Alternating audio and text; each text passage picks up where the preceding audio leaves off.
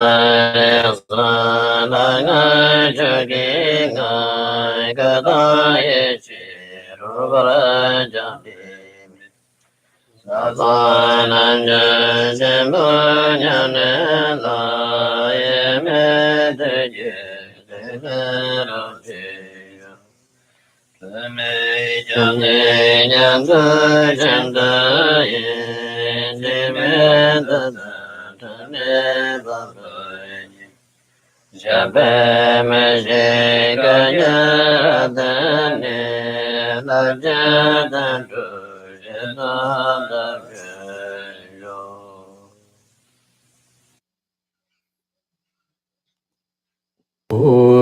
kun san ji me tu be ye she che tu wa pe ma ka re yam du go den du pen de tu le par san bo sun de do je chang la su wan de Jola mata tseva shen zi, jenye tongku tianza jamaya. Chole nam ya do jen senpa ngu, tsabe la me chabe ten shu son. Tēsān jāvē tiānsē nē bānyē, māsān cēvē pārdū shāvāyē. Lē dār tiānjē shēwān lē dē bē, cēn tā yē bē ngō shāb tēn sō.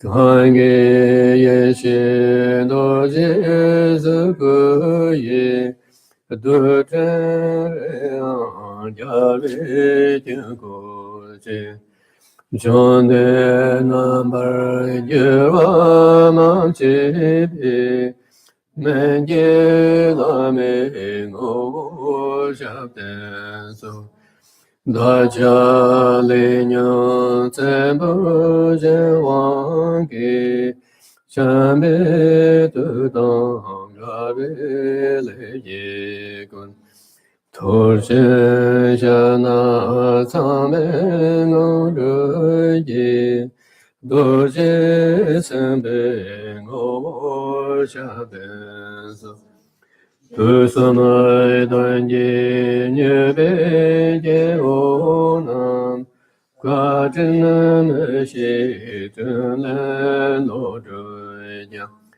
Ngekye tabe bulama shendu, Tabar sobe duji shaben so.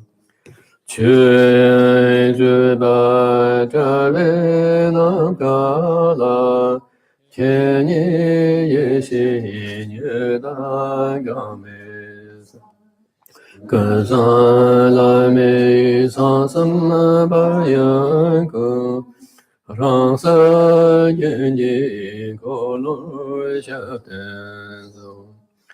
观修孙当在月拉玛当，看着西瓦当今样子的，帕德拉米古塞下贝登，谢达玛的兰耶因得巴修。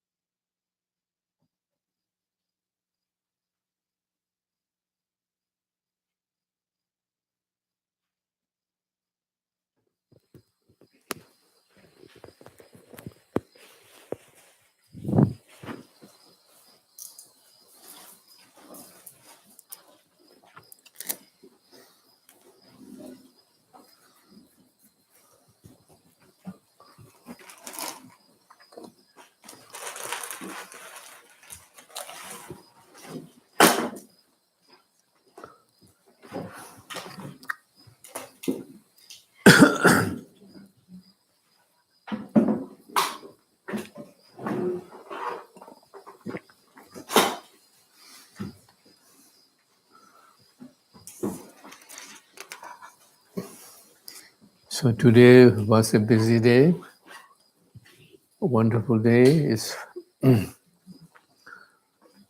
one count. According to one count, this is a full moon day, and the Buddha full moon day. So it is important to do some prayers and meditations. It is a multiplying day.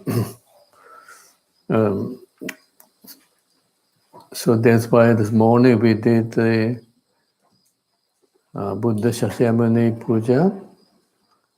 After that, we did the meditation on our Amitabha Buddha, Pure Land. And then just now we did the Ngundu practice, our daily practice. So there's a couple of things. If you have,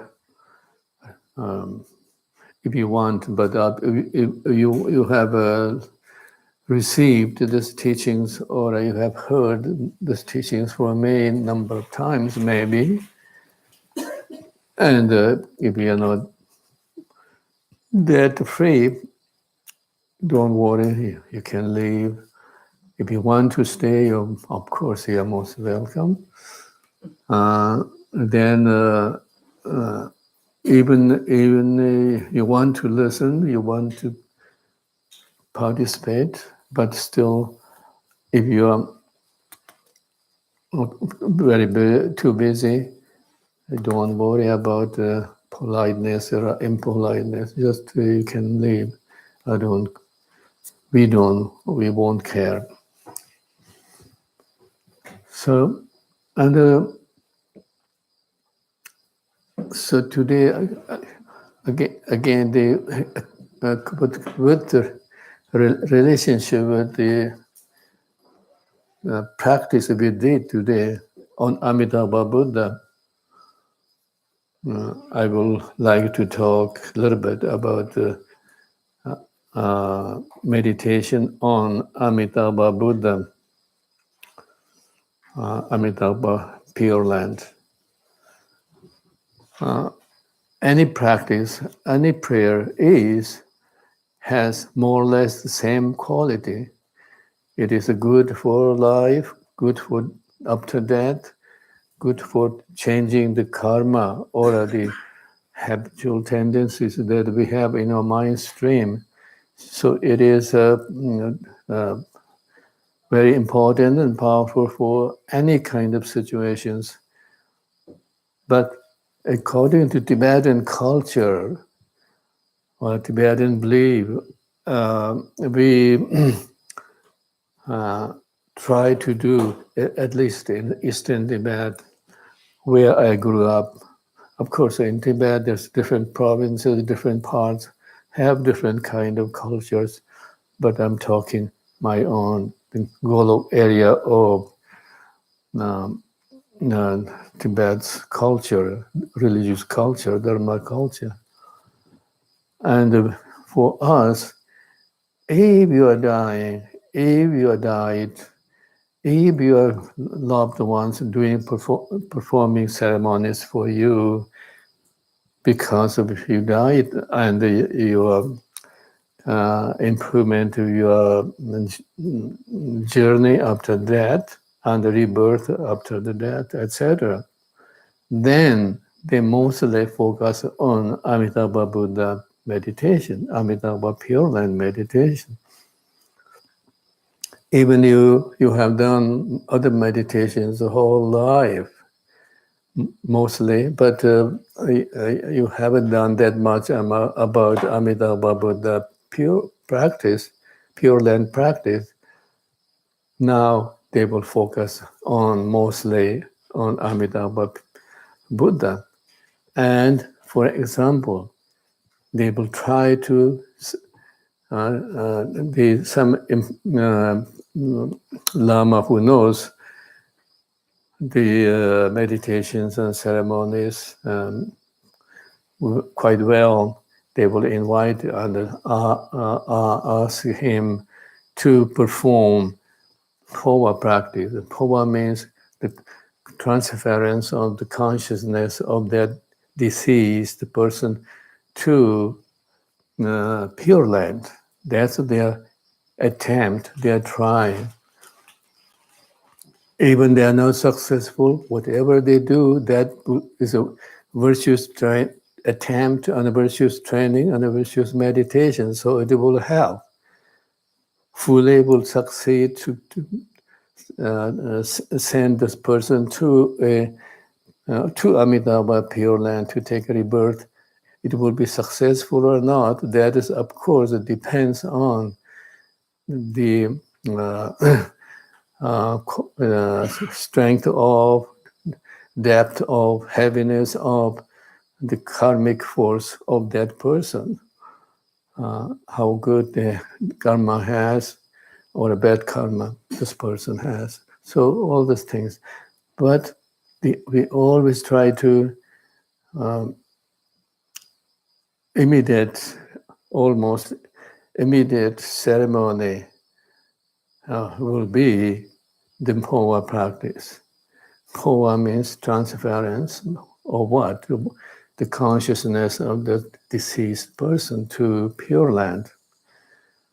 So that kind of thing, it is when the urgent days, time, minute arrives, the person, he or herself, as well as their loved ones left behind, they all will try to do their best, and the emergency tools or the POA, that means transference of the consciousness to Amitabha Pure Land. However, I mean, this is a footnote maybe, but if you highly realize the meditation, yes, still will be transference of consciousness to Pure Land, but that Pure Land not necessarily be Amitabha Pure Land, but a Buddha to the Buddha stage, and defy Buddha nature, Buddha qualities, Buddha Pure Land simultaneously, or one of those 5 Buddha Pure Lands, etc. So of course it could depend of the qualities of person's experiences, etc., and also depends on the experience of the someone who is performing the ceremony. So that's why it is in Tibetan tradition, Poa has become, or Amitabha, and the Amitabha's Pure Land has become very important, essential, and so that's one point. Then also it is taught in the teachings, on the teachings of Amitabha Pure Land, that taking rebirth into Amitabha Pure Land is easier, better, easier than many other Pure Lands or many other stages of realizations and meditations, etc.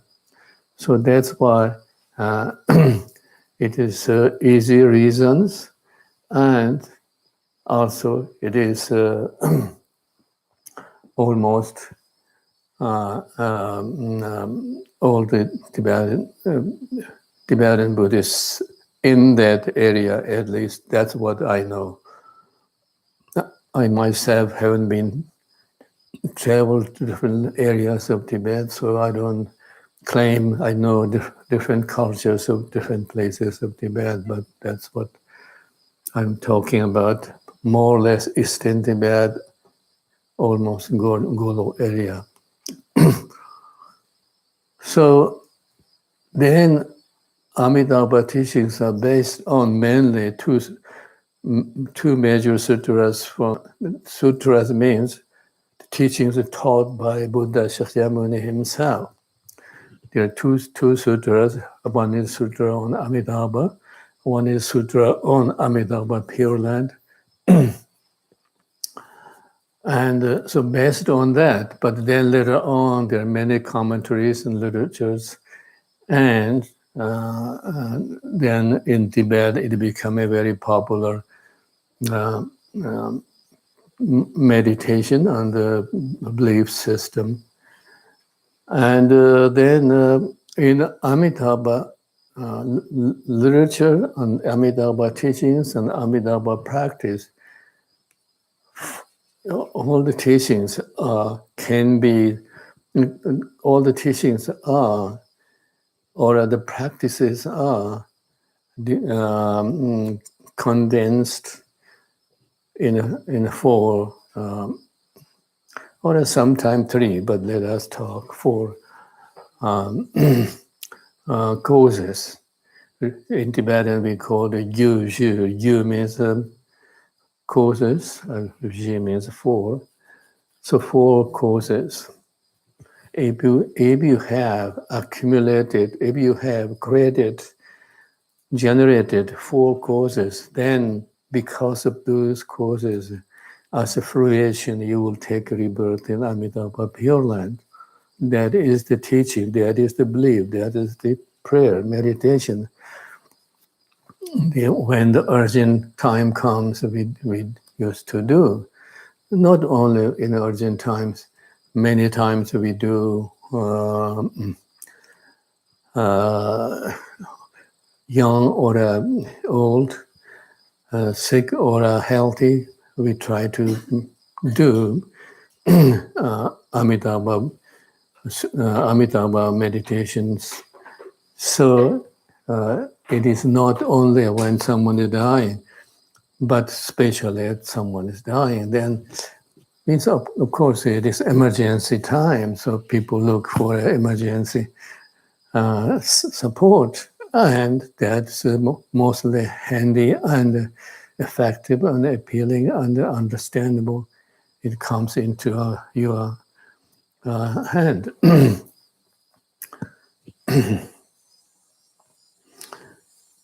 So four causes. First, I mean, I think so. Maybe you don't have now. So I don't necessarily have to. We don't have to necessarily have to look at in this booklet. But the first cause is in order to take rebirth in Amitabha Pure Land, what number one cause is? While we are alive, while we are healthy, that moment, thinking about Amitabha Pure Land, thinking about the details of Amitabha Pure Land, and think and feel and imagine that not only you are thinking, but you are visualizing, you are seeing, you are feeling Amitabha Buddha surrounded by Avalokiteshvara, Vajraparni, etc. Ocean of Buddhas, ocean of Buddhas, and ocean of Bodhisattvas, and ocean of enlightened beings, and ocean of devotees. That kind of world, that kind of pure land, if we could think, could see, visualize, and could feel, and think and feel that you are in such world. You are not necessarily in this world. Yes, you are in this world, but you are not necessarily thinking, seeing, feeling the qualities of this mundane, gross world. And you are not creating negative emotions, attachment, and anger, hatred, etc. But thinking and feeling and enjoying that you are in the presence of Amitabha Buddha, Bodhisattvas, and devotees filled with joy, celebration, and it's filled with the peace and the loving kindness. So that kind of world, you think again that you are in, and remembering that, thinking that again. If you spend many times, as much as you time you spend, then your mind, the habits of your mind, the culture of your mind, the complexities of your mind will change slowly, and will become more peaceful, more joyful, more open, more appreciative. And you could even think and feel and hear the sounds. Doesn't matter. It is usually it is a terrible sound, but now it is an enjoying sound. It is a sound of Dharma, sound of teaching, sound of love, sound of care. That kind of inspiring sound. And all the images are images, of course, of the Buddhas and etc. Even the world, the mountains, there are mountains, there are rivers, streams, and the mountains are mountains of light, radiant light, rivers are rivers of light, and filled with flowers and blossoming flowers and joy and the celebration and the radiancy. And all these are uh, in the according to the qualities of Buddha Pure Land. There's no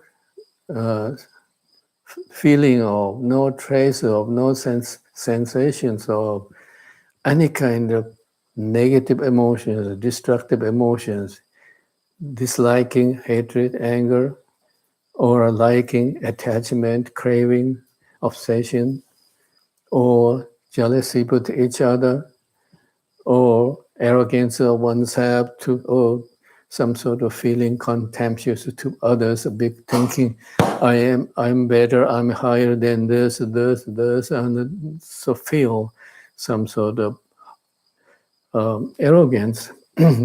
Know those kind of things, but all love and peace and joy and evenness, equanimity.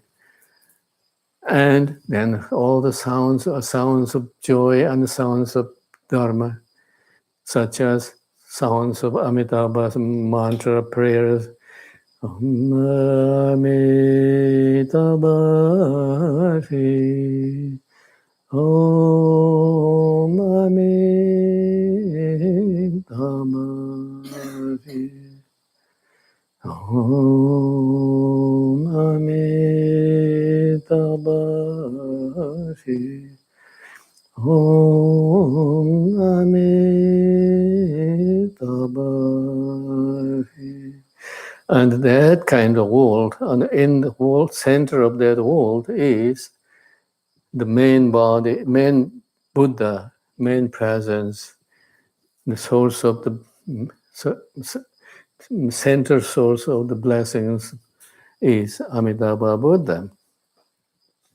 So he is presiding over this amazing pure land, and his body is a body of light, like a rainbow light, radiant, transparent, and sending rays of light, all colors of light, especially reddish color of light, because Buddha's complexion is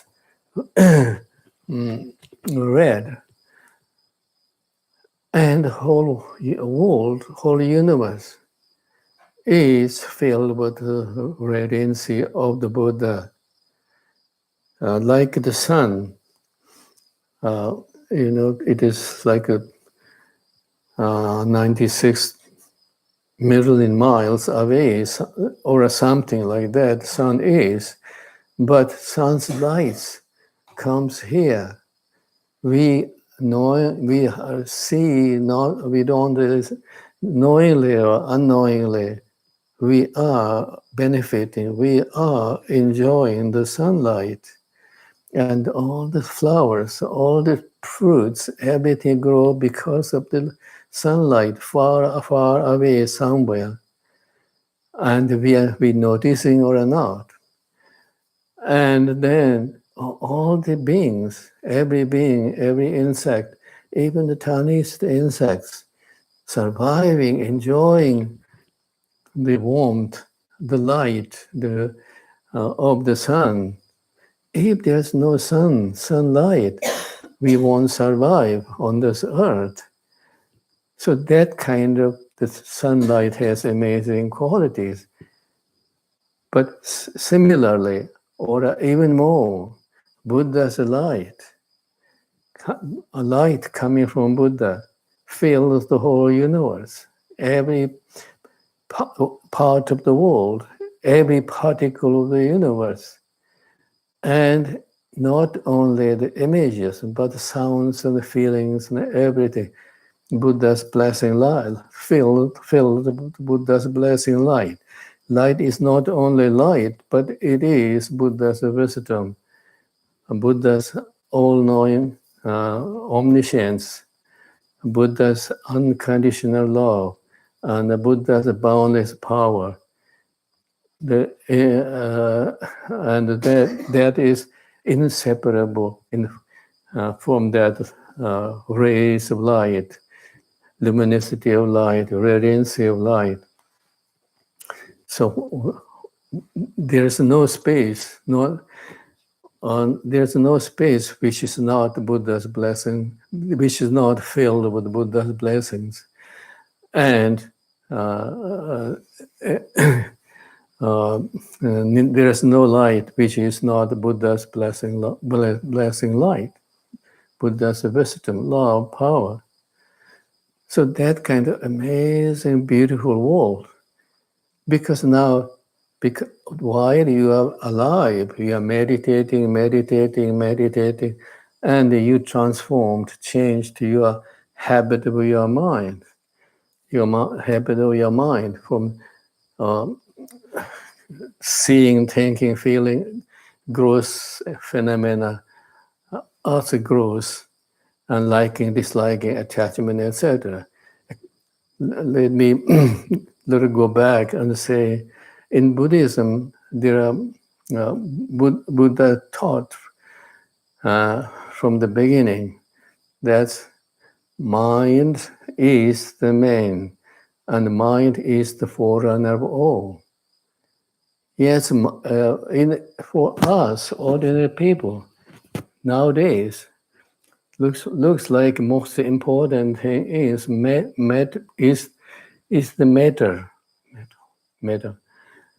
And then under the machines and the elements, external elements, our body is like some sort of secondary. Our vocal speech is secondary, and our mind is almost non-existent. And many years ago, when I was at Harvard, one guy, friend, professor, told me, Tulku, mind is don't exist. Mind is just fungus of the brain. So when you lose that fungus, then you are dead, and everything is gone. So similarly, that's what we think. In a way, that's the amazing belief system. Most of the people believe that way. They say or not, they admit or not, but their real belief. But not most of the people, maybe even we Buddhists, meditators, maybe meditating for years, but still our mind is totally obsessed by, occupied by materials and intellectual things, calculations, and not um, um, mind itself, not qualities of the mind itself. But so, according to Buddhism, the qualities of the mind is the defining um, uh, point for our future. So, if why we are alive, we only think about money and the relationships and of course food, all the things of course essential we have to think and we have to care. But that's only we do in our real belief. Yes, I'm a Buddhist and we do some meditation, but the real sense, the hard code, our belief system is about the materials and about emotional things, and or taken over by so-called struggle, the emotional strugglings. And if that happens, then there's no way of transforming, purifying our mind, but remain in this our delusory, emotional, struggling, painful, suffering, miserable chain of existence. That's what our life has become. But according to Buddhism, Buddha said the mind is the main. And if we allow that mind to lead us, not the matter, not the money, not the career, etc., but mind's qualities, such as peacefulness, joyfulness of the qualities of mind, if we allow to take over and determine our future, then as soon as we die, when we take long breath, I always talk because I'm very impressed by the dying process. I almost got there a couple of times. If you're old, you're lucky enough to get different stages. And so when you are dying, no, that's not just me or some of older people, but everybody has to die, young or old, sick or healthy. One day or another will reach that place. And so when you exhale, and you exhale, and then you struggle to pull inhale back, but you will be successful to pull back, and okay, you are still alive. But then, because of your sickness or aging or whatever, you are losing your breath, and you exhale even longer. And then, if you can't, if you struggle to pull back, but maybe once more you will be successful to pull back. Wow, you're still alive. Then you exhale. Then you try to inhale, but you can't. And then stops. And that's the end of life. That's the end of breathing for this life, breathing for this body, breathing with this body. And that's the end of death. Then, according to Buddhism, when mind and body become separated, then mind will move forward, and the mind will have a happy experiences, peaceful experiences, or unhappy experiences, and terrifying experiences. All depends on the qualities of mind that you have created during your life. So if you have created life habits, if you have generated habits of uh, peacefulness, joyfulness, loving kindness for all, and compassion to all, and pure perception for all, and, for example, seeing, thinking, feeling all Amitabha Pure Land, and being in Amitabha Pure Land, being in the presence of Amitabha Buddha, and thinking, feeling, seeing Amitabha Buddha looking at you without blinking, without without blinking, as a symbol of Buddha's love has no cessation. So always looking at you without blinking, with unconditional love. Doesn't matter you are a good person, bad person, you have done good things or bad things. Buddha is loving Buddha, and Buddha's love is always changeless. So Buddha is always looking at you, and Buddha is omniscient. That means he knows all simultaneously. For example, Buddha knows every details of our particles of our body, every details of the earth, every details of every being, simultaneously, because of Buddha is omniscient. So, with that kind of omniscient, that kind of love, that kind of care, Buddha is looking at you, caring for you, and Buddha has the power. If he has no power, he could be nice guy but helpless.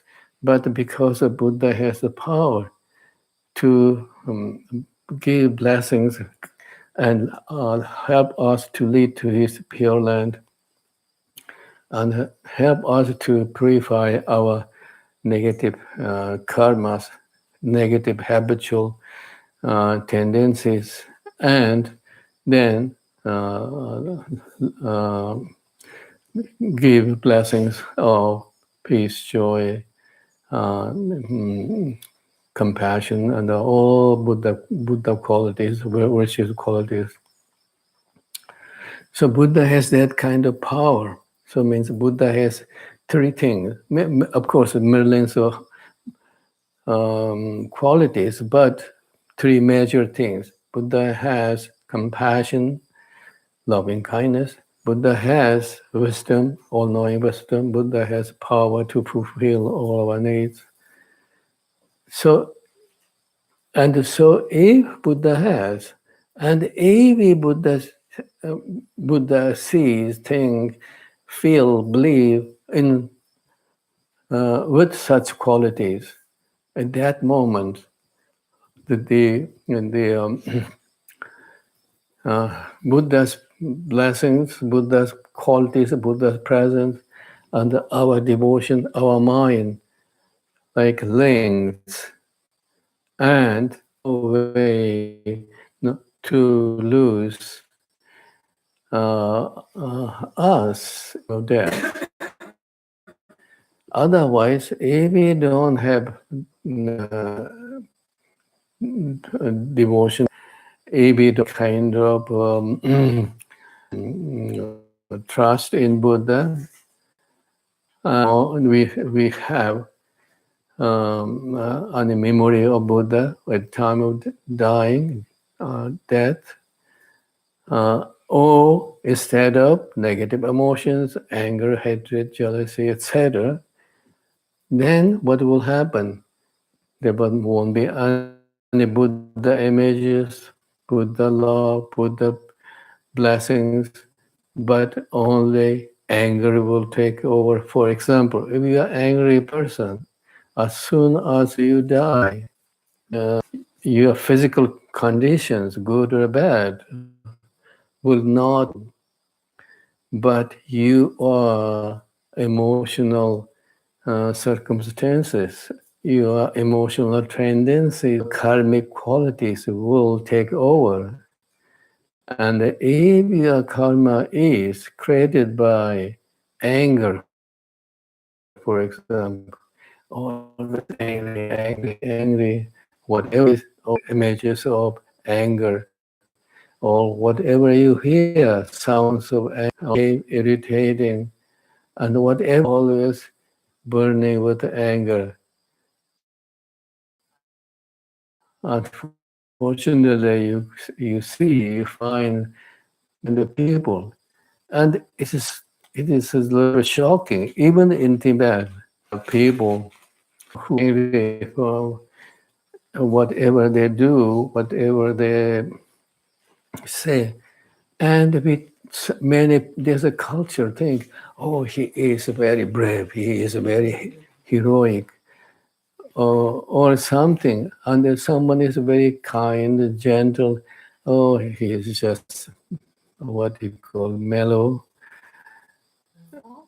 Yeah, and so doesn't respect in Dharma to some local folk belief systems. In a chieftain's family, cult supposed to be some like angry person too. And if you're angry person, if you're some sort of fearless person, then it's not according to them to they respect you. Oh, he's worthy of becoming a next chieftain or something. So, but going back, so that's why instead of those negatives, take thinking, feeling of Amitabha Pure Land during this lifetime. What will happen when we die? The next world, where we will find, maybe you have to go through Bardo journey, etc. But and final destination will be in the Pure Land. If that is your habits, meditation habits, and so that's why number one is thinking again, Pure Land, Amitabha Pure Land, and not only think, see, but believe that I am an Amitabha Pure Land. I am pure presence of Buddha. Not only making aspirations, when I die, may I be. Yes, that you should do. We will talk maybe a little later. But number one course is thinking, feeling, finding oneself in the Pure Land, and just get busy and get lost yourself in the phenomena of in the mundane world. I will say, oh, just space out or something, but the space out has two. Space out has two kinds of things. One is very lost without any control.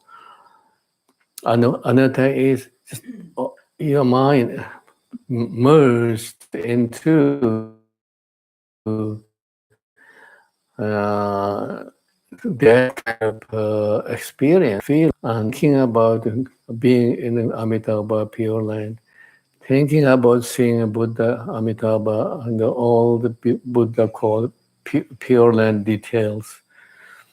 So that is one of the causes So why it is a causes? If you, while you are alive, if you train, thinking, feeling, you are in the pure land, you are in the pure land, you are in the pure land, then when we die, we will find in the pure land because that is such that habit is you have created in your mind stream before, and are not controlled by your body, but your mind's emotions, mind's habits will lead you, control you, your world on your journey, on your phenomena. So that's why, uh, and in that beautiful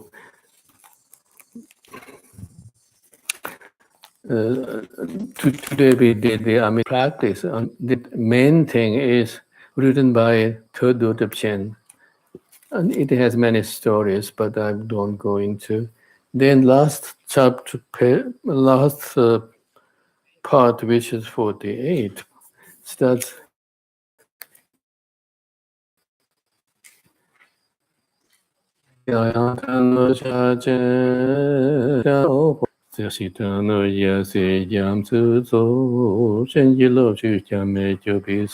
That is the about um, thinking about the details of the Pure Land. Means he says, again and again, I remember the blissful Pure Land. From the depth of my heart, I remember the Lord, the uh, infinite light. From my heart, I remember Amitabha Buddha.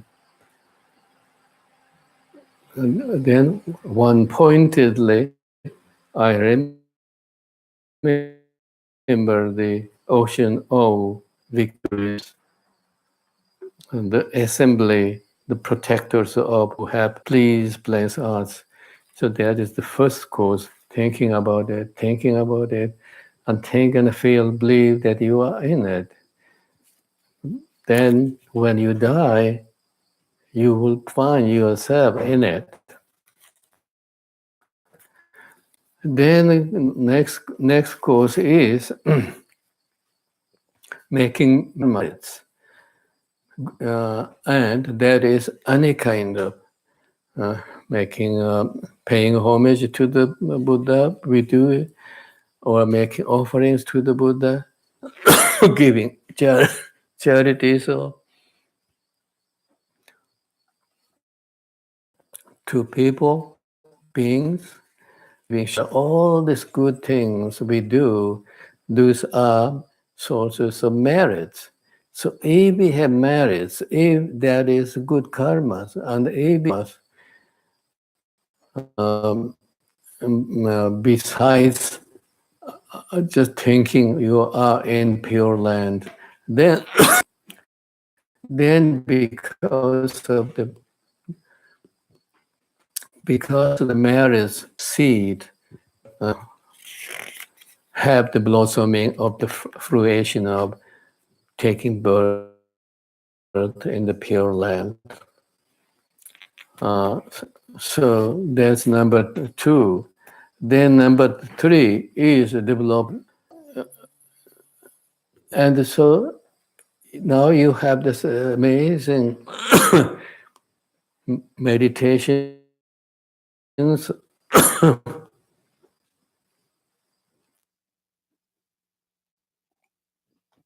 getting habits, or thinking, feeling, believing, being in the Buddha pure land, etc. And so, and then you have made bodhicitta develop. No, then you have made accumulated merits, all kind of virtues deeds. Now, developing bodhicitta means whatever you do, all not just for me, for us, for me and my families, my loved ones, my acquaintances, but for all sentient beings. You are doing meditation, praying to all these things are for the benefit of, for the sake of every being, all infinite beings, and for infinite beings to take a rebirth in Amitabha Pure Land. It's this amazing. So I try to escape from this world, but myself, it is unfair. And feel all sentient beings take rebirth in Amitabha's pure land, and may all sentient beings become Buddhas. So that kind of uh, uh, wishing joy for all and wishing enlightenment bodhicitta. And so if you develop bodhicitta with connected with conjunct with Amitabha Pure Land, then Amitabha Pure Land meditation will become amazing, powerful, and then it will help the taking rebirth in Pure Land will become um, um, easier and faster and real, and then our benefits, services for all sentient beings will become materialized too. So that's why the developing bodhicitta is a way of uh, strengthening, multiplying the other causes that we have taught. But according to I mentioned before, there's two sutras Buddha taught. In one sutra, he mentions the three causes. One, one sutra, he teaches four causes. And one of them, he doesn't teach bodhicitta, but the other three. Why? Because if you are someone who can't really develop bodhicitta, that means working for only other beings and for being other beings' enlightenment, then you can do for yourself and for some loved ones, etc. You can do that too. That also will take rebirth in Amitabha, the Pure Land. But if you have bodhicitta, if you do with the bodhicitta, then it will become um, greatly strengthens and magnifies the power of the other causes. So that's the third cause. Then fourth cause is making aspirations, dedication and aspirations. So you, whatever meditations that you do, whatever good things you have done, you always dedicate, always give away. Even you gave like a little piece of bread to a needy person. With joy, dedicate merits. Not bread you gave to this person, but it will have a meritorious karma, merits. And that merit you should dedicate others as a cause of taking rebirth in Amitabha Pure Land. As well as you may have given everything you have, or you have maybe developed in compassion, loving kindness throughout your life. or whatever you have done, all those merits, big or small, all merits, always dedicated for others, and for others as the cause of their taking rebirth in Amitabha Pure Land. So if you dedicated merits, then it will benefit others. And if you make aspirations for what? Aspirate in a in Tibetan tradition, sometimes we put away one candle, and hours we make aspirations. So if you think maybe just one candle, what you can make that many aspirations, it is too much asking kind of thing. But doesn't matter how much you the offering is, how much giving is, how much prayer you said. But if you dedicate the merits to others many times, 100 times, 1,000 times, 1,000,000 times, that times it will multiply. But in a negative way, if you are angry, and if you swear, if you dedicate that negative effects of that anger 1,000,000 times, that one moment of anger will become infinite amounts of bad karma, because of you dedicating that kind of thing. And so if you make an offering, doesn't matter is it small or a big, if you make an offering, for example, if you found a beautiful flower and make offering to somebody, or if you have a one quarter, $1 in the street corner, if there is some needy person, give this $1 to this person, and then you walk away, of course. But keep rejoicing, keep dedicating.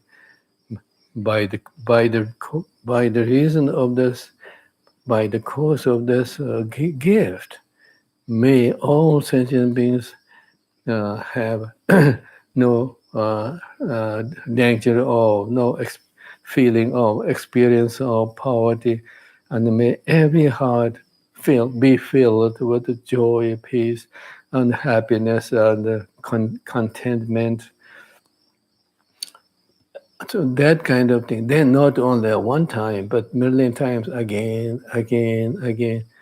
So this is a training on generosity, training on positive attitude, and training for wonderful purpose. So if you can give big gifts, or if you can say lots of prayers, or if you can do really long meditations or deep meditations, then of course you should dedicate again, make those aspirations, that aspirations, etc. But even you just said one prayer, Om Mani Padme Hum, or Om Amitabha. It's one prayer, one minute prayer, but you can dedicate the merit. How wonderful! I was able to say one prayer from the depth of the heart to the Buddha with the heart of devotion for all sentient beings, thinking May all sentient beings enjoy Buddha's blessing. May all sentient beings may take rebirth in Amitabha's Pure Land. So that kind of aspiration and using this prayer as the cause of, condition of. And then if you keep saying that, keep thinking that, keep feeling that, then it will be a stream of good karma, merit, and big river of, and become an ocean of, even just came from one drop of thought, one drop of prayer. So that's why the mind is amazing. But most of the time we are using our mind in the wrong purposes, negative purposes, with anger, hatred, jealousy, all.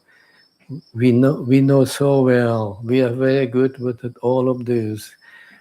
We are adepts in all this in negative, destructive emotions. I know myself. I hope you are not, but that's what.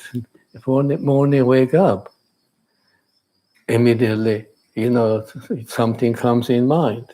Then you started liking, and that liking is fine. But then liking, and then becomes starting attachment, then obsession, and then um, uh, excitement because of attachment.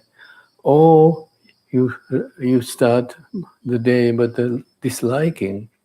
Something comes into your mind, and the disliking, and then the disliking becomes a painful, and then it sources of anger, sources of hatred, source of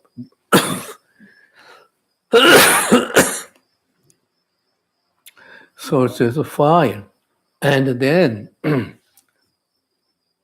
you hold your body, hold your mind, every particle of your mind, every particle of your body will be burning with fire of anger. And wherever you go, you torture every furniture, every tree, every mountains. And so that kind of, we could wake up and could find ourselves every day. So that's why always be mindful. And when there's negatives, of course we will be thinking, we will be liking, disliking, etc. But try not to get into big fire. Really will destroy everything. And then there's no good karma left, good causes left, but the negative causes that will create hellish world, hungry ghost world, animal world, rebirth in all those old systems. And so that's why Amitabha Pure Land is a way of purifying, way of changing, ways of transforming, specially designed at the time of death, where we should take a rebirth, and so I wrote a whole book on this called "Peaceful Death, Joyful Rebirth," and maybe many people told me, "Oh, it is too scary to read that book." Maybe it's good to scare, but I think that's, if that's so, just I always tell people, go to chapter 7 about the Pure Land, read the Pure Land, then your mind will be inspired. And if your mind is inspired, then you then you can maybe go back and read from the beginning. So that kind of thing.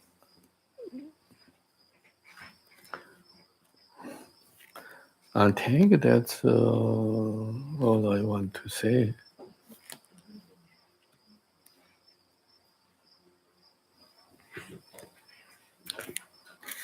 My mind, my thoughts stopped. So